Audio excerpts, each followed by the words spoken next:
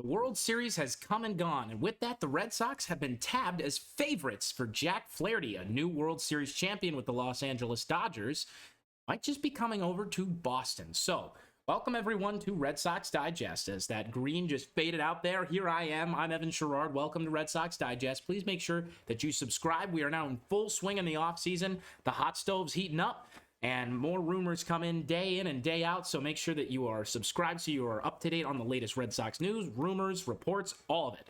So, with that being said, let's get into the source here.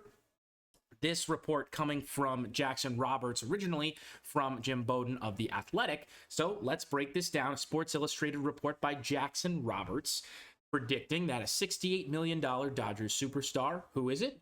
Jack Flaherty, will be coming to the Boston Red Sox this offseason. So let's get into those numbers. And before that, we're going to take a look at the quote here that says all this. So we flip over to this screen, and Jim Bowden says that Red Sox likely won't spend the 9 figures on any pitcher.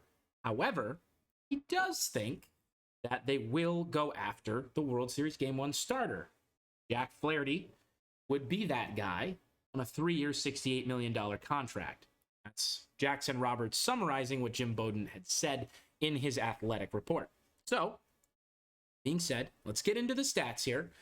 That's what we're all here for, just trying to see what we're going to be getting here if the Red Sox go and get themselves a Jack Flaherty. So, Flaherty's a guy who struggled for the past few years up until this year. So, Jack Flaherty started his career in St. Louis, was a highly touted prospect, came up, looked like an ace, had really good couple first few years, and then he hit 2020. And the biggest stat I like to look at usually to summarize a pitcher pretty easily is ERA plus, which is earned run average plus, and what that means is 100 is league average, anything above is however many points above, points below average. So, but if you're a simple person, go for ERA, go for wins, go for strikeouts, innings pitched. Innings pitched are a big one, especially now with injuries, and Jack Flaherty has had some injury trouble before. Not so much to where it's going to really deter me from signing him, especially after he had a very healthy 2024. Played with Detroit and LA, and Detroit ended up selling him to the Dodgers, and they almost made the World Series. They made it all the way into the American League Championship Series, the American League Division Series, almost the Championship Series. The Guardians won then and then lost to the Yankees, but they were that close. Took the Guardians to a Game 5. Unbelievable stuff from a team that thought they were sellers. But this is Jack Flaherty. He's only 28, so he's still behind that 30 mark, which people like to really go and say, all right, now you want to start looking at how long this guy's going to still play. So you don't have to worry about Flaherty playing. These stats are okay, but Jack Flaherty's year this year shows that he's back to being better than he was. He had a few years where he really struggled, but early in his career showed this guy's one of the best pitchers in baseball, led the major leagues in hits per 9 and whip, walks, hits, innings pitched. So walks plus hits divided by. And anything 1 or below is really good. And he had a .968, which is incredible. That was in that 2019 year. Finished 4th in Cy Young voting, 13th in MVP voting. So again, this is a guy whose ceiling is really, really high. And his floor is not super low. It's major league level, but just not ace. And the Red Sox, I don't think, would be getting an ace with Jack Flaherty. They'd be getting something close to it.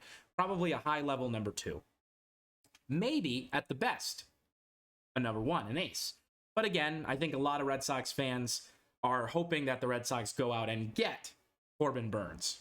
And I think that would be a good move for the Red Sox to go and try and get Burnes. He's definitely the premier option in free agency, but this is the linkage that we have right now. So these are the Baseball Reference stats.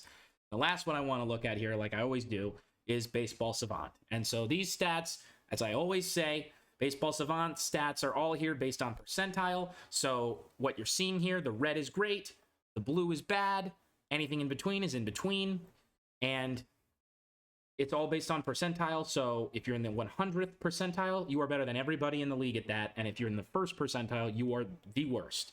And everything else in between, good stuff.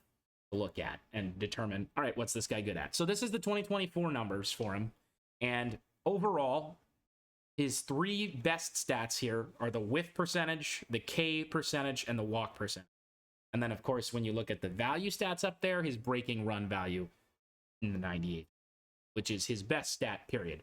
But I do want to hone in on the whiff percentage, K percentage, and walk percentage, because that means he's not getting guys aren't getting on base against him, which I think is really important.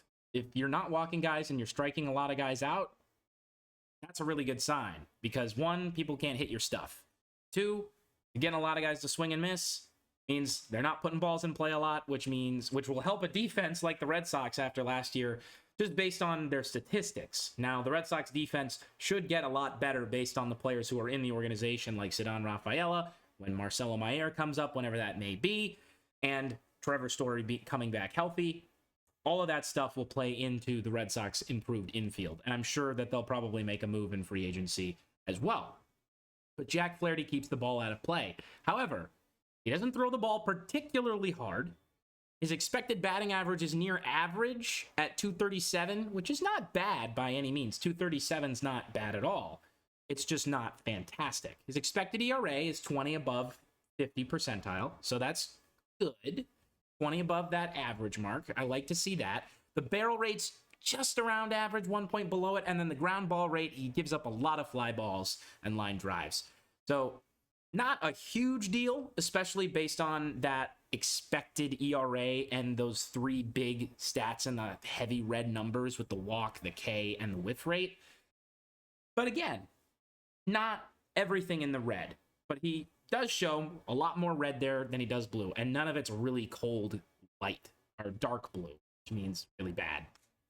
But his years before this, years before 2024, the past three of them, he was injured at one point. I'll bring those back up just so you can see them on the baseball reference page, because I think that's usually pretty helpful to see, get an idea of when a guy was healthy. So you can look at those games and games started, which are to the right of ERA.